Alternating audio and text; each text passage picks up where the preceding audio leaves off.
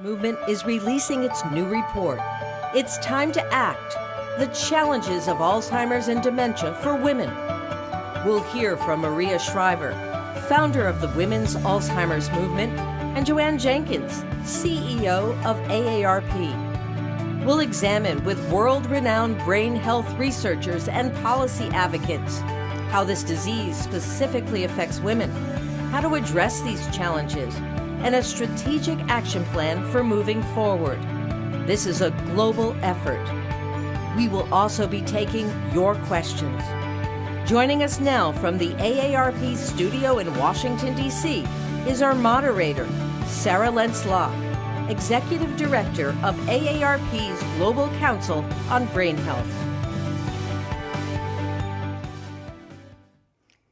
Good morning. Welcome to our virtual webinar and discussion. Thank you for joining us from all around the country and many places around the world.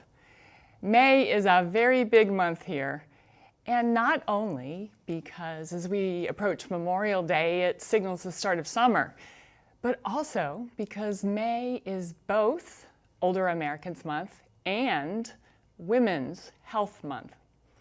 So we have asked each of you to join us today as we release our new report and strategic action plan for women's brain health. This report, called It's Time to Act, is a roadmap for meaningful change for women. We hope this roadmap will spark new collaborative research and policies that benefit women of all ages who struggle with the challenges of Alzheimer's and dementia. I am so excited because we have some of the world's leading brain health researchers and policy advocates with us here today. And I'm so lucky to be able to introduce them to you to begin our discussion. Now, because of the coronavirus, we can't all be physically together. But even though we're all in our own separate spaces, we can still make this an interactive exchange of ideas and dialogue. You can ask questions of our panelists through the chat function on YouTube. Just type your thoughts into the chat box, and then we'll direct your question to these experts. We hope to get to as many of your questions as time allows, but we'll also be directing questions to you. We'll have an interactive survey during the webinar. Now, I want you to get ready and get your phones out. And I want you to be ready to text to this number, 22333. That will set up an interactive poll. Text these words, Susan Zapata, that's our administrative assistant extraordinaire here at AARP, Susan Zapata, that's SUSANZAPATA.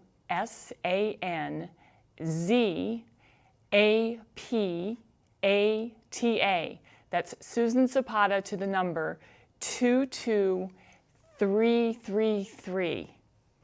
That will get you ready to join us for the interactive survey part.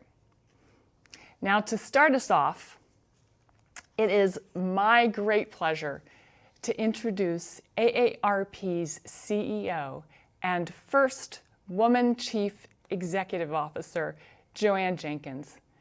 Joanne is an inspiring leader and a devoted dementia advocate. Knowing how important brain health is to all people, but especially concerning to AARP members, people 50 and older, Joanne has made improving brain health a top priority for AARP. Welcome, Joanne, and thank you so much for being here today. Thank you, Sarah, and welcome to everyone, and thank you for joining us today as we release this important new report, It's Time to Act: The Challenges of Alzheimer's and Dementia for Women. I especially want to thank Maria Shriver and her colleagues at the Women's Alzheimer's Movement for collaborating with us on this important study. And thanks to the support from AARP's foundation, A. Berry Rand Fund for Brain Health Research, we were able to convene 75 dementia research advocates and policy experts from around the world to assess the current state of research, identify gaps in knowledge, craft this report, and forge a path forward. It's been 10 years since the Women's Alzheimer's Movement partnered with the Alzheimer's Association and, with the support from AARP, released the Shriver Report, which shined a light on the extraordinary burden Alzheimer's and other forms of dementia place on women. And while we've made progress, we still don't have enough answers about why women have an increased prevalence of Alzheimer's disease. And as our population ages, the physical, social, and financial burden on women caring for those living with dementia is continuing to grow as well. The lifetime risk for women to develop Alzheimer's disease after age 45 is estimated at 1 in 5. For men, it's 1 in 10. Women, therefore, are especially concerned about getting this disease because they're the ones at the greatest risk. And women, who make up more than 60% of family caregivers for people with dementia, report greater stress that role has than on those men. That's why this report is so important and so timely. It's Time to Act is the product of a year-long effort by AARP and the Women's Alzheimer's Movement to drive progress in women's brain health and address these challenges. What makes this collaboration unique is that it marries science and policy in a search for answers. It brings together experts from the Global Council on Brain Health, researchers specializing in women and dementia, and policy thought leaders. And because these issues are a struggle worldwide, we are working collaboration and joining us today from Australia, Uruguay, Italy, Brazil, and the United Kingdom for this virtual release. At AARP, we recognize we simply can't sit back and wait for a cure for Alzheimer's disease and dementia. We need to reduce the risk and improve care, as well as support innovative research. But we know that no one organization or researcher can do it alone. We need to tap into everyone's strength and also make a call for women to take ownership of their own brain health. This report reflects that. Its recommended strategic plan details a global strategy to help all women and their families who are contending with Alzheimer's and dementia, regardless of income, ethnicity, education, or cultural background. Our 5-step action plan strives to eliminate the stigma of dementia. Stigma stands in the way of diagnosis and quality care for this serious public health problem. To empower women to stay brain healthy. Science has shown that we can all do a great deal to promote our own brain health. To ensure that research is inclusive, researchers must learn why dementia affects so many women and underserved communities, and they should report such data in their findings. Support family caregivers. All family caregivers should have access to training and local services that help them provide dementia care. And they should have paid leave and health care benefits. Improve medical training for dementia. Healthcare providers must do a better job of addressing, spotting, and treating cognitive decline in older women. And I would be remiss if I did not point out that since the beginning of the COVID-19 pandemic, women are increasingly faced with even more stressful situations than normal. One day you go to bed as a mom, a spouse, a caregiver, and an employee, and the next day you wake up and not only are you juggling these regular roles, but suddenly you're a school teacher, a chief infection officer, a social distance enforcer, an isolation expert. Everything is so much more complicated. At AARP, we're helping empower women to have better brain health in their homes through our digital platform of Staying Sharp. Staying Sharp is our holistic approach to brain health, which is based on the reliable evidence synthesized by the Global Council on Brain Health. And during the COVID-19 lockdown, we tailored Staying Sharp to help people remain healthy and safe by keeping their bodies active and minds engaged. In May, in anticipation of this release, we crafted our information to focus on the unique needs of women, showing them how to build brain resilience. You can learn more about managing stress and maintaining your brain health during these trying times in the Guide to Women's Brain Health on stayingsharp.org. Articles in this guide provide insight and answers to many of your concerns, including 7 things women can do to protect their brains, better sleep and better brains, and so much more. So let me conclude by saying at AARP, we know that there is no cure for dementia yet, but we will all move closer when we better understand the role gender plays for those most at risk of this disease.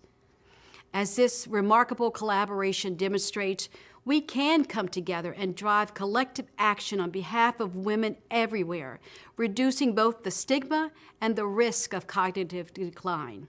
By tapping into everyone's strengths and urging women to take ownership of their own brain health, we can improve the lives of people living with dementia and their caregivers now. Women need to know they're not alone. The stakes are high, but we have an opportunity now to help women on their journey to better brain health. It's time to act.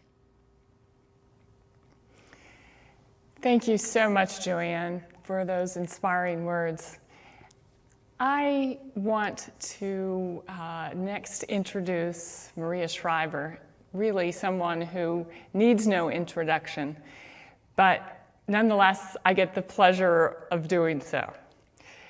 So Maria Shriver is a mother of 4, an Emmy and Peabody Award-winning journalist, a 7 times bestseller author, an NBC News anchor, and a trailblazer for empowering women, and she uses her voice to do so.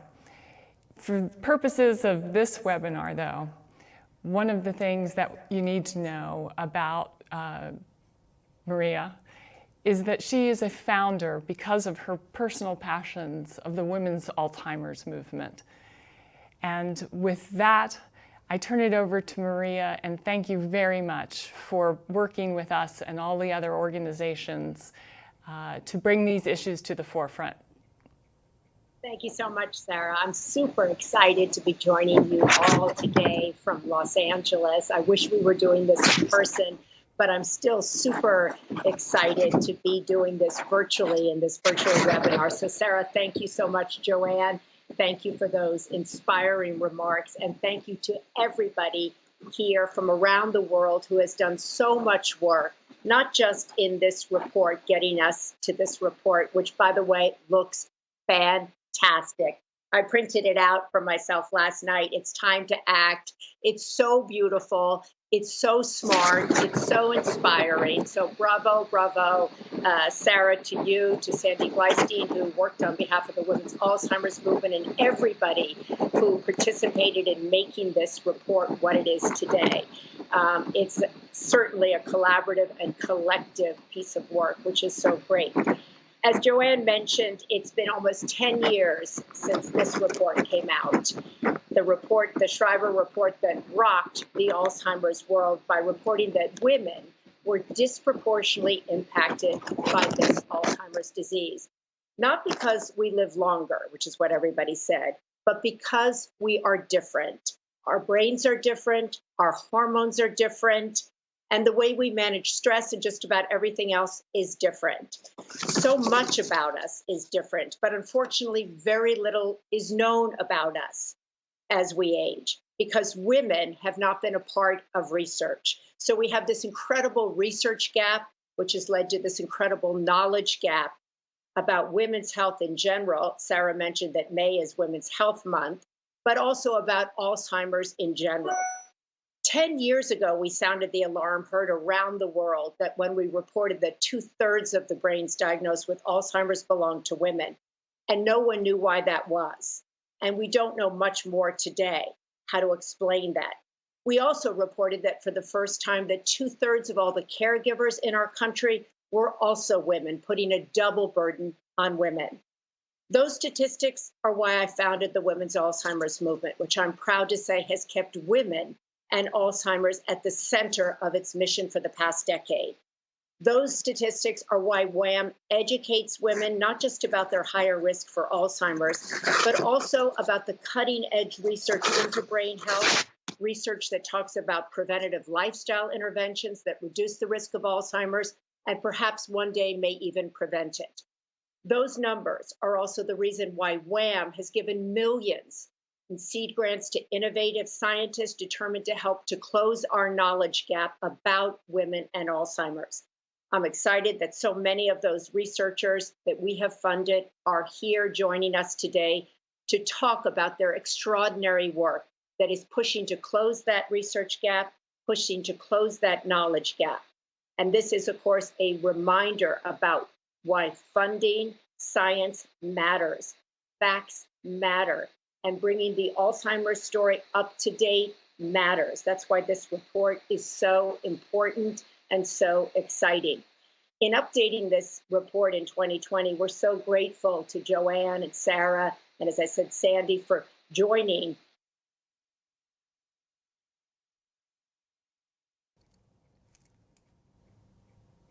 Requires all of us to come together and join together and share the information that we have, share the mission that we have, share the passion that we have. And here we are reporting to the nation once again. It shows why reporting is so important. It tells us where we are, and it also lays out a path for where we want to go. So clearly, advances have been made in the last 10 years, but none of us are where we want to be.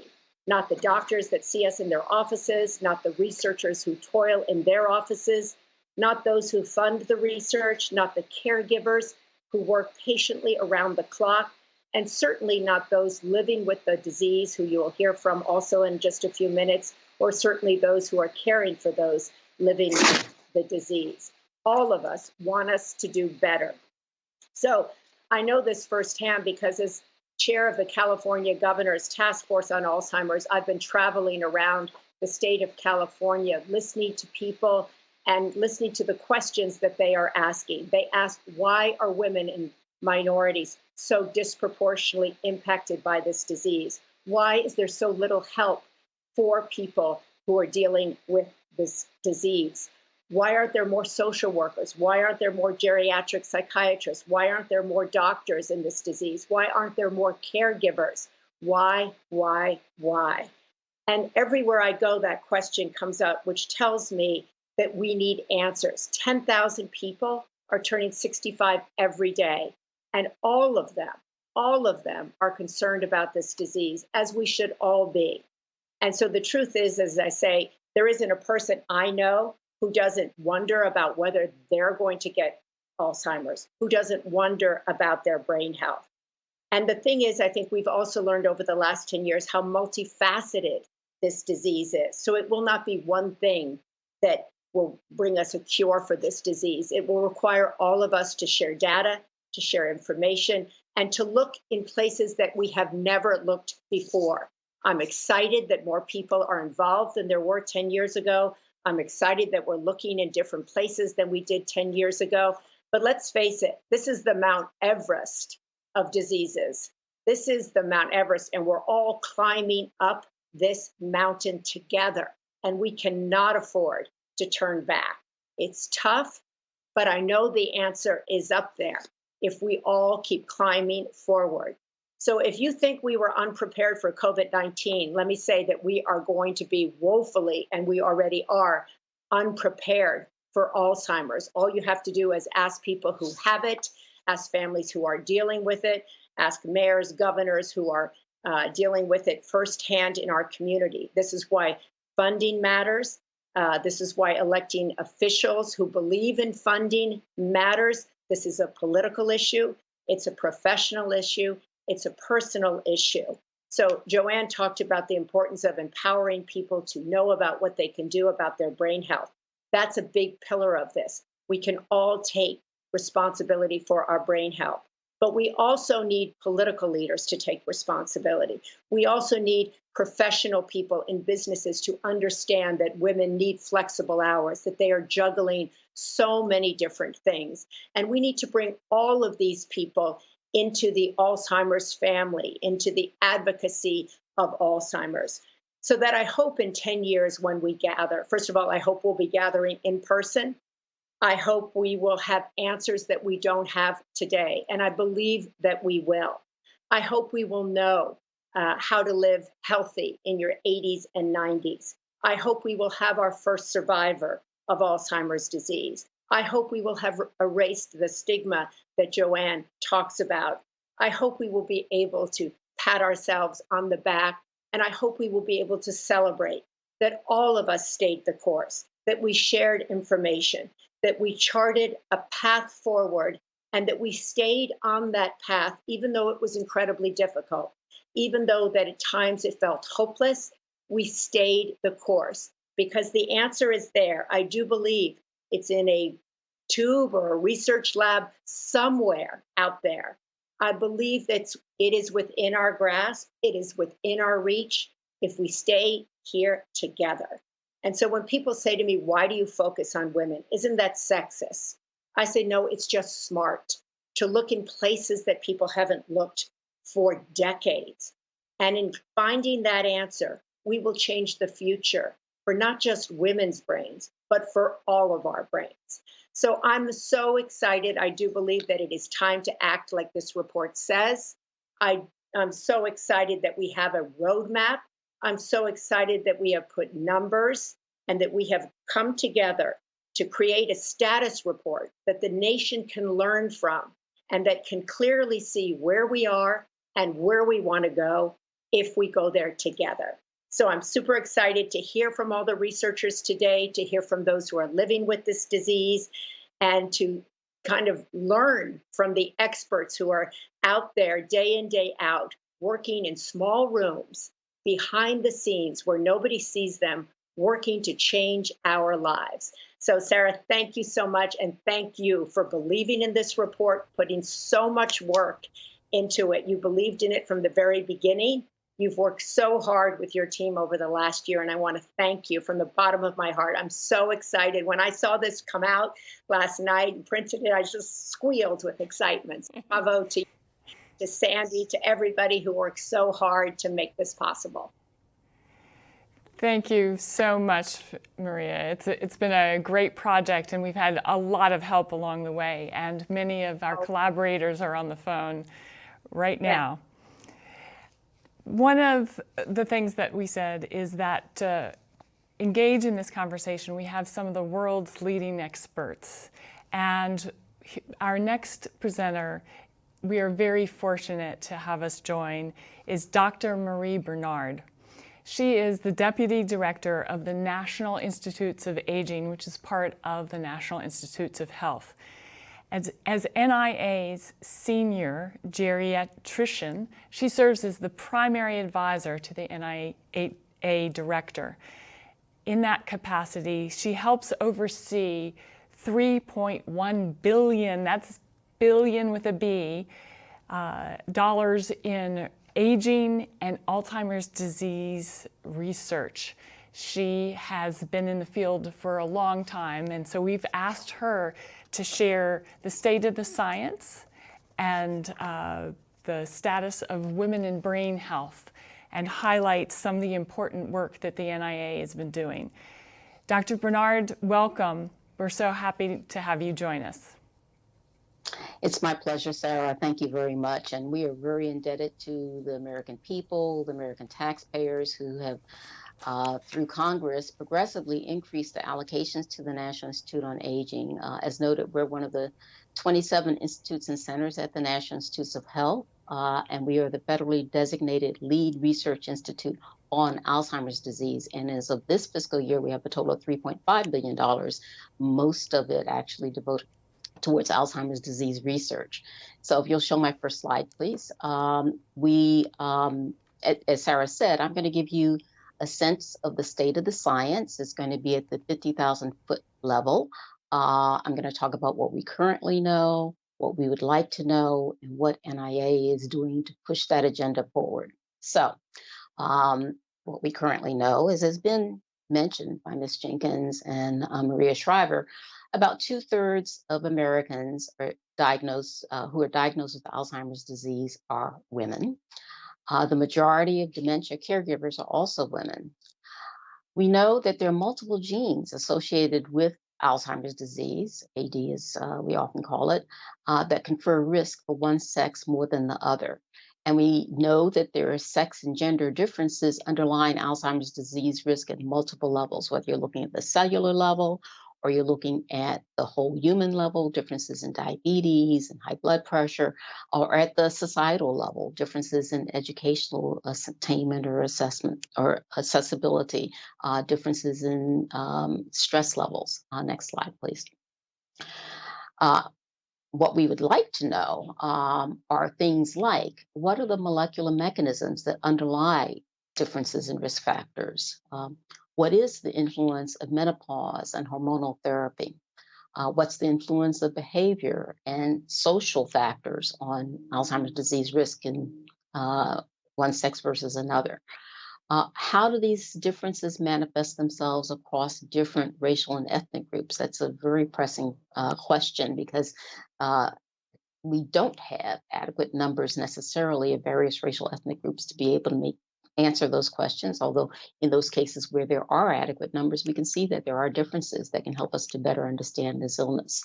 And what are things that might account for differences in responsiveness to pharmacological interventions, drugs, and non-pharmacological interventions, things like exercise, cognitive training, et cetera. Next slide, please. So again, at a very high level, I'm going to talk about 4 areas that we are emphasizing to address the knowledge gap. This is not the entirety of what we're doing, but high-level things. We're promoting cross-disciplinary research. We're very, very pleased to be able to say that we've made outreach to our sister institutes and centers across NIH and now have more than 20 of the 27 institutes and centers with researchers who are focusing on Alzheimer's from lots of different perspectives. We're emphasizing collecting more advanced imaging and cognitive data from studies of perimenopausal and postmenopausal women. We're working hard to ensure the diversity of clinical trial participants. Just a couple of years ago, we unveiled a national plan to enhance recruitment into Alzheimer's disease clinical studies with an emphasis on underrepresented ethnic and racial minorities. And we're funding a broad portfolio on prevention research, particularly looking at areas that were highlighted in a 2017 National Academy of Science, Engineering, and Medicine, an Agency for Health Research and Quality study that we supported that looked at the entirety of the literature with regards to interventions to prevent Alzheimer's disease. And they found that there was encouraging, although inconclusive, evidence for blood pressure control in people with high blood pressure, physical activity, and cognitive training. So these are some of the domains. We are looking forward to the outcomes of this research and hope in the next several years that those outcomes will help to further move the agenda forward. Thank you. Thank you so much, Dr. Bernard.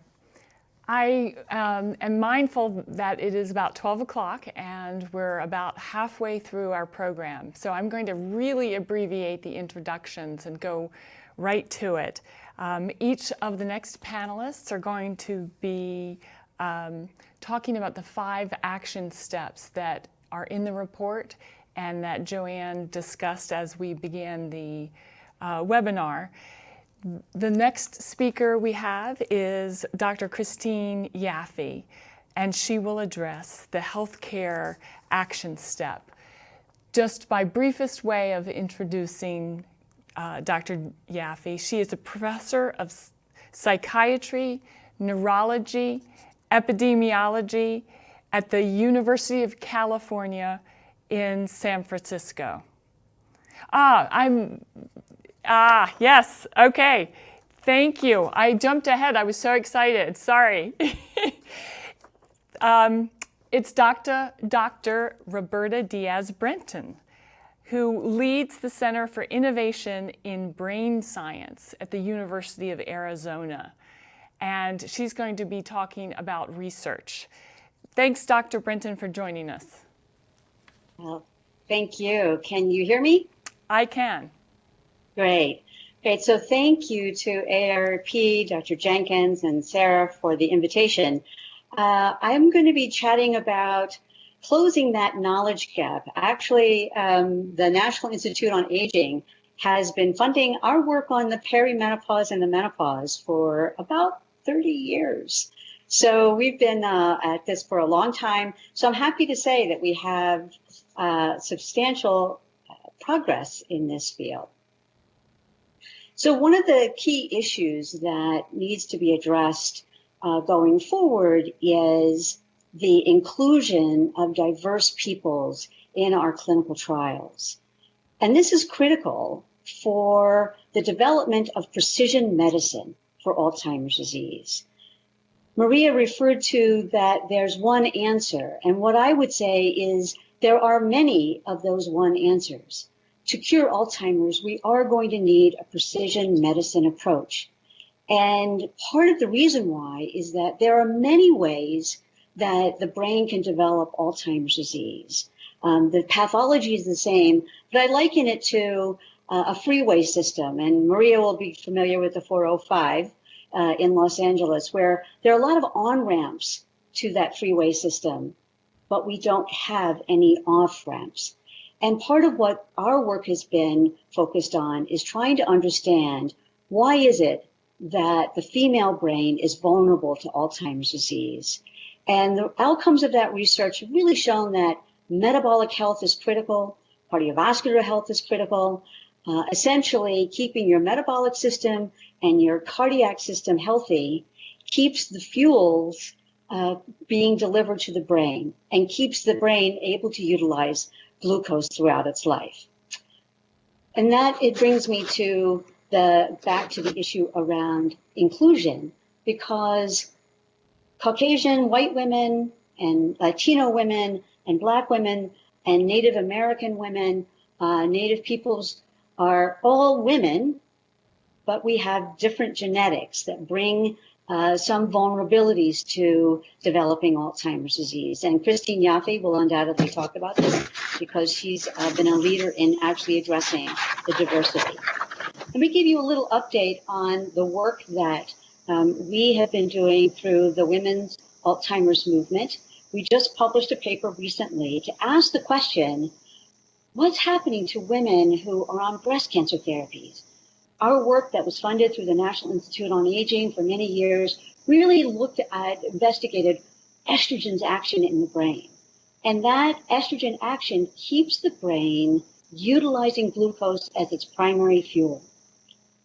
We know that when estrogen is lost or blocked in the brain, that actually can have an adverse impact on the brain's ability to utilize glucose, to sustain function, and to prevent Alzheimer's disease. So what about women who are taking breast cancer therapies? Well, what I'm really excited to tell you is that breast cancer therapies act like an antagonist to estrogen in the breast and the uterus, and they work like an estrogen in the brain.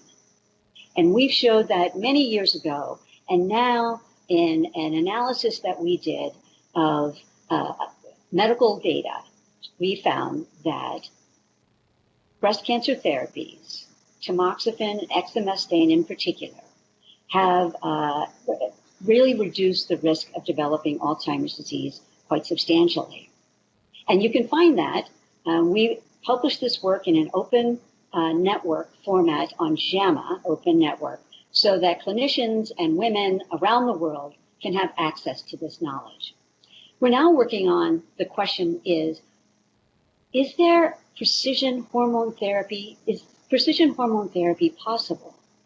And we're now looking at, again, medical information from women who've been on hormone therapy and asked, how effective is that particular therapy to reducing the risk of developing Alzheimer's disease? There have been many studies that show that hormone therapy in general reduces the risk. And we've now begun to ask which one of those, not just which one, but which of them are going to be effective. And we'll soon be publishing that data. Probably we'll have it published by about July. So look forward for that, again, in an open source publication where clinicians and women worldwide can have that knowledge. Lastly, I want to return to a very exciting development in our laboratory funded through the National Institute on Aging, and that's our phase 2 clinical trial to regenerate the degenerated brain. This is a trial that will begin enrolling in September on allopregnanolone. It's a neurosteroid made by all of us. And for the women in the room or in the audience, you made a lot of it during your third trimester of pregnancy. And it turns out, we have very encouraging evidence that's leading us into the phase 2 that allo can promote regeneration. And we'll obviously test that more rigorously in our phase 2 clinical trial. So I will thank everyone for your attention and the opportunity to talk with you today. Thank you.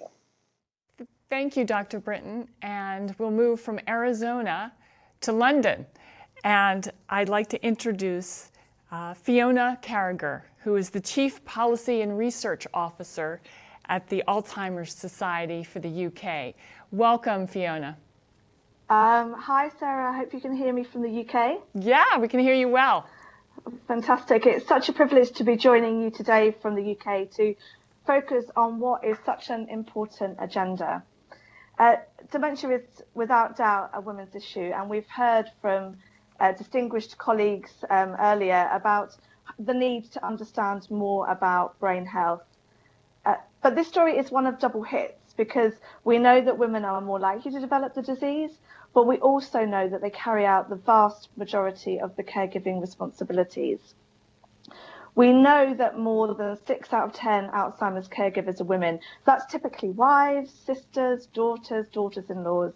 And these women's role in dementia care are often provided alongside other caring responsibilities, such as children, but also their own paid work.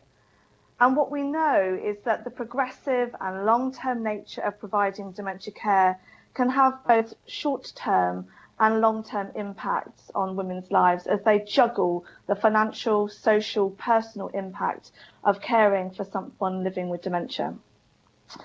And too often, those caregivers have insufficient support, guidance, training for what is around-the-clock, a 7-day-a-week effort. So it's absolutely no surprise that more than 40% of caregivers will have depression or anxiety at some point. And we know that carer burnout is one of the major reasons for someone with dementia moving into residential care. So in some ways, that is a perfect storm writ large during the COVID pandemic. In the UK, we're now 9 weeks into lockdown and restrictions to normal life. And last Friday, the 15th of May, we had the first set of national statistics that gave us some understanding about what was really underpinning the deaths in this country. There are nearly 34,000 people who have died from COVID-19, and we now know the most common pre-existing condition for those dying of COVID-19 is dementia. 1 in 4 of the deaths in this country are somebody who has had dementia. And we're hearing day in, day out at Alzheimer's Society from family carers about their concerns from their loved ones and themselves. I mean, real emotional burden that they're facing.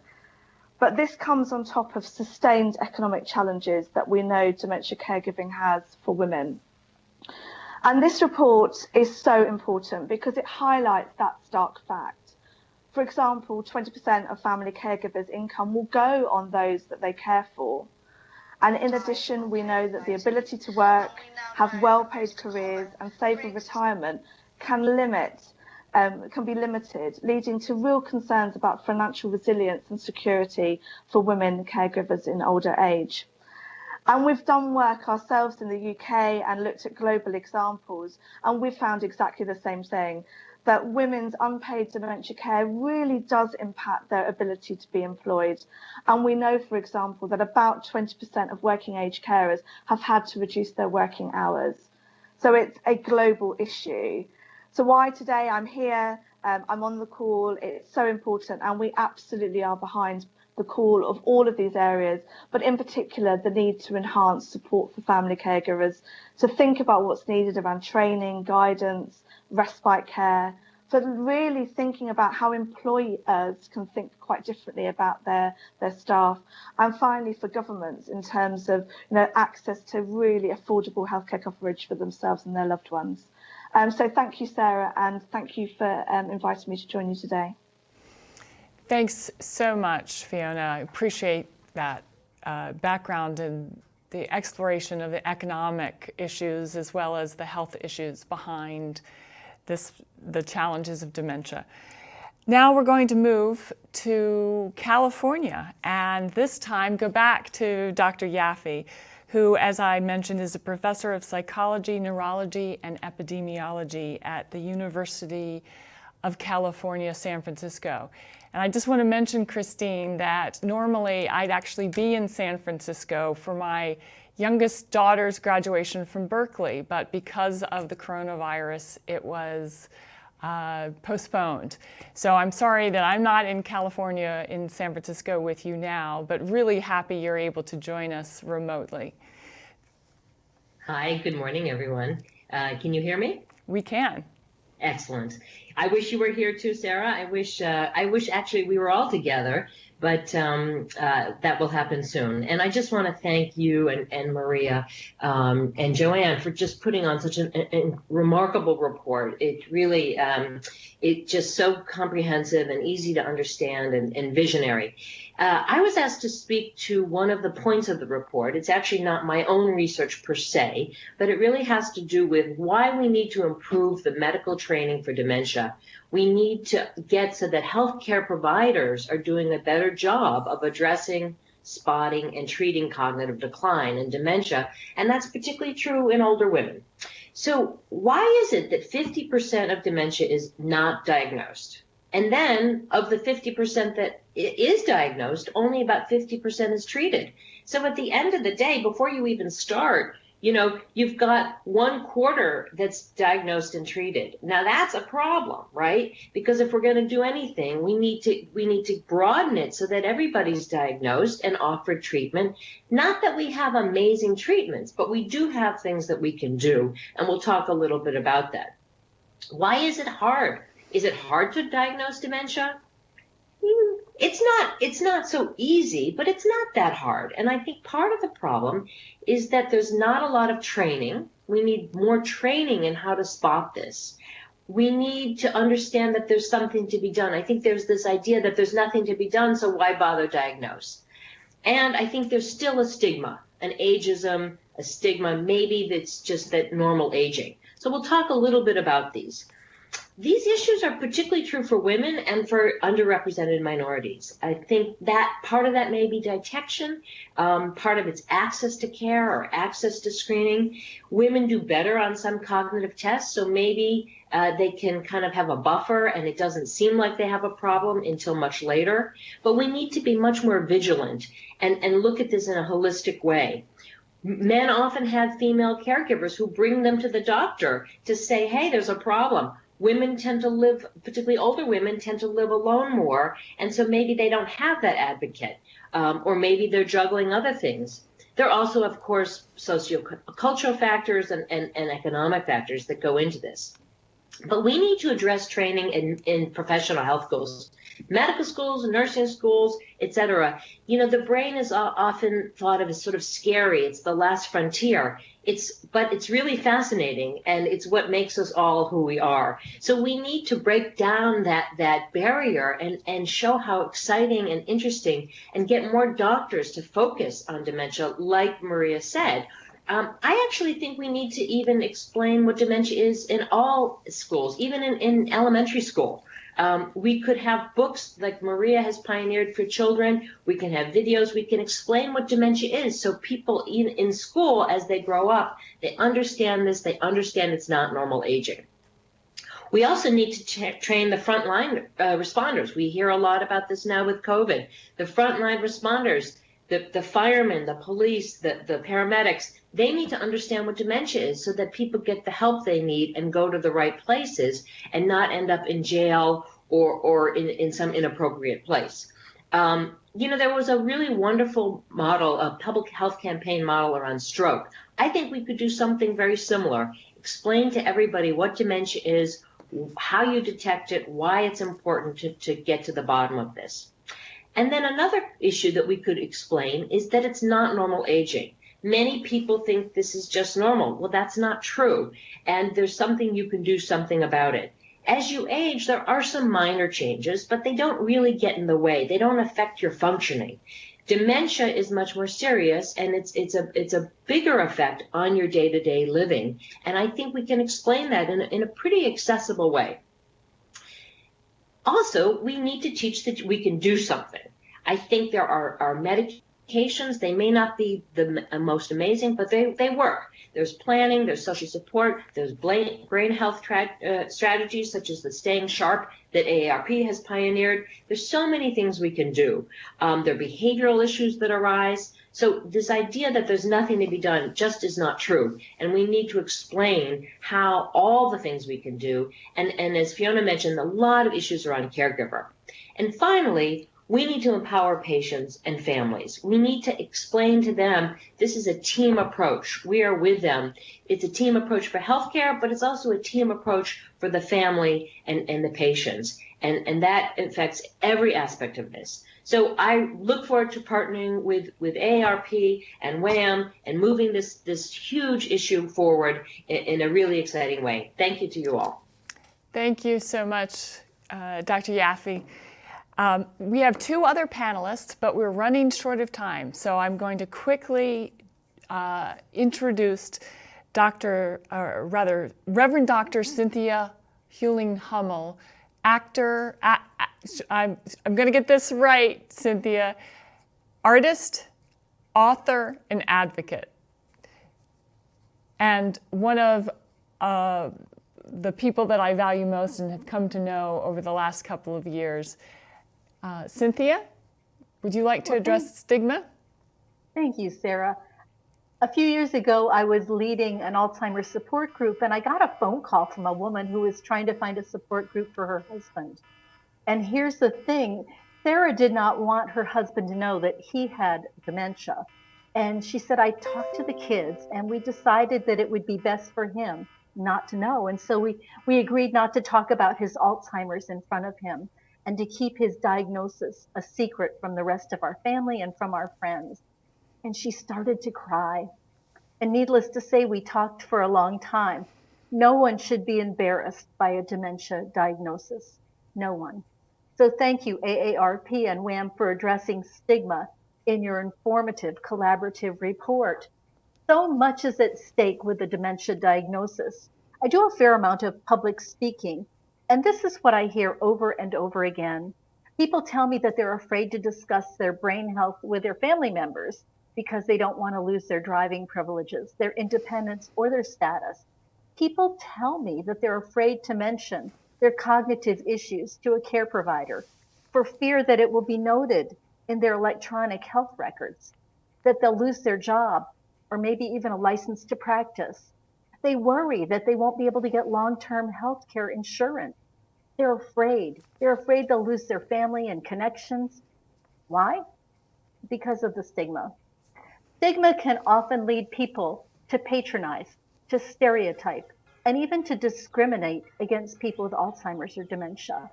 And this in turn makes people reluctant to seek a diagnosis, and so on it goes. We need to break the stigma cycle by sharing accurate information. We also need to break the stereotype by lifting up stories of advocates who are living well with dementia and focusing on what individuals are still able to do and how we can still make a difference. We need to pay attention to how we talk about dementia because words matter. I am not a patient.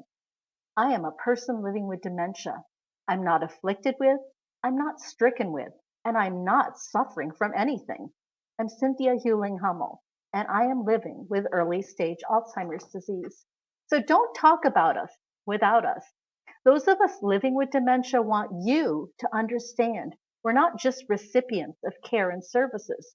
We want to weigh in on our care and services. Just ask us, we'll tell you. We need to shift the focus from a lens of loss, what we can no longer do, to what we're still capable of. We ask you to support us, encourage us as we navigate these uncertain times, and help us to discover new opportunities to contribute and to make a difference. I salute WHAM and AARP for working together to support and promote women's brain wellness and programs and activities that help us to live well with dementia and that support our care partners as well. I believe that when we reduce the stigma, we will reduce the barriers that keep people from seeking a diagnosis. We will encourage greater participation in research and will open possibilities to continue to live a life of purpose and joy. It's time to act. Thank you very much. Thank you so much, Cynthia. That was really great. And now our last but not least final panelist is Jill Lesser. She's a friend and a great advocate and one of the, as president of the Women's Against Alzheimer's, is one of our chief partners in collaborating on this issue. So Jill, if you would address the Brain Health Action Step, we'd love it to hear your thoughts. Thank you. Sarah, can you hear me? I can. Fantastic. So first and foremost, I really just want to say my incredible thanks to you, Sarah, to Maria, to Joanne, and to everybody who worked so hard on this report. And I also do want to send a special shout out to those of us in our community and all across the world who have been affected by COVID-19. It is something that is truly extraordinary, but it's been heartening to see how it brings people together, and hopefully we all learn from this experience. This report is phenomenal in so many ways, and it carries on the research that Maria has brought forward over the last decade. And one of the things that I really found most heartening about it is the numbers in your survey around empowerment. And how you are understanding and identifying the important piece that we have to bring to the table in terms of empowerment of women. And that's where I would really like to start. And I'd like to key off of something that Maria said earlier, which is her hopes for the future. And my hope sort of goes like this, and that is that brain health is part of our everyday conversation.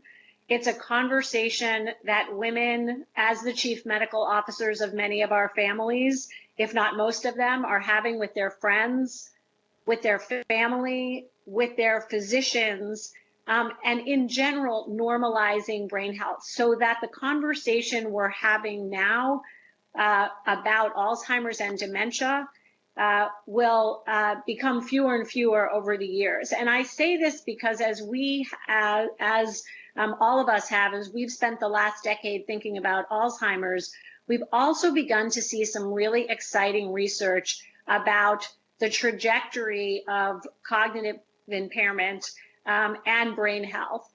And what we can do, despite having many, many risk factors out there, to preserve our brain health. And we've seen across a number of other diseases, whether it's mental health, whether it's cardiovascular health, whether it's diabetes in particular, that when we begin to have conversations about these diseases, we can start to think of them as from a prevention perspective. And I think as we have seen the research coming out from the Lancet Commission, from what's been said by the World Health Organization, through the extraordinary research in the Finger study, which is being recreated in many countries around the world, that there are so many interventions we can have to dismiss the stigma, as we heard earlier, but also to really enable us to take care of our brain health. So what have we done? We've sort of divided this at Women Against Alzheimer's and Us Against Alzheimer's into two categories, and we think that both are really important. The first is something that Dr. Yaffe talked about, which is making sure that the healthcare system is ready to take care of people's brain health. And when I mean take care of people's brain health, I was lucky enough to be in a conversation last night with Mandy Moore, who plays someone on television in This Is Us with mild cognitive impairment. It is striking to me that we now have characters that we're talking about mild cognitive impairment, and that Mandy Moore is bringing this issue forward as a 36-year-old woman. We need 36-year-old women and men to be having conversations with their doctors about their brain health in the same way they do about their cardiovascular health. We need people to understand that when they're exercising, eating right, sleeping right, lowering their stress, they're not just doing things for their hearts, they're doing things for their brain, so that we begin to normalize the conversation and we begin to take the patient into the conversation in the same way that Dr. Yaffe was talking about, making sure that the provider has what he or she needs to understand the trajectory of people's brains.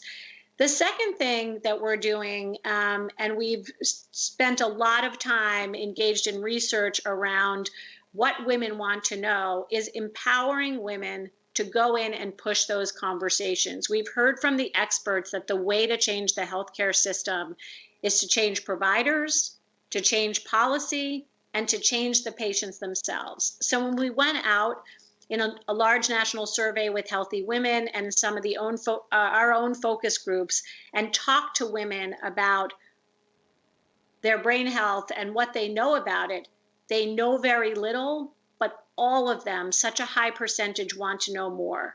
They are willing to and anxious to talk to their providers. They don't know what to say. So one of the things that we did, and again, this is the tip of the iceberg, is to develop what we call the Be Brain Powerful campaign. And we've had thousands of women join our campaign, in part by taking the Brain Health Challenge. And you know, there are so many different ways in which we can do this, but one of the things we've learned is by having people sign up for a 30-day challenge and literally just talking to them every day about different aspects of their brain health, when we research them, or talk to them on the other side, they feel empowered. They say, you know, I never thought about how exercise and stress and eating right and sleeping right and engaging with my family can not only empower me to keep my brain healthy for a longer period of time, but it can give me the tools I need to talk to my physician. And so as we leave this amazing conversation, what I would say is I've started in my journey in talking about how we get to an end to Alzheimer's in talking about brain health. I'd like to move us away from a system where we think about our healthcare systems as sick systems. Instead, where we walk in and talk to our doctors about how to keep ourselves healthy over the long term and not end up in a situation where so much of our Alzheimer's diagnoses happen in what would be the equivalent of stage 4 cancer. We need to be taking care of our bodies. Our brain is our most important organ, and we need to be doing that across our lifespan. And so I could not really commend this group, all of the researchers, everybody who participated more for shining an unbelievable light on this issue. And I just commend us to start to, as we say in our organization, be brain powerful and really believe in prevention of this disease. So much, Jill. I unfortunately it's 12:30, and so I really want to thank the panelists. We've gotten some great questions from the audience, but we don't have time, unfortunately, to reach them. I've got them here. We'll record them, and we'll get back to you with responses.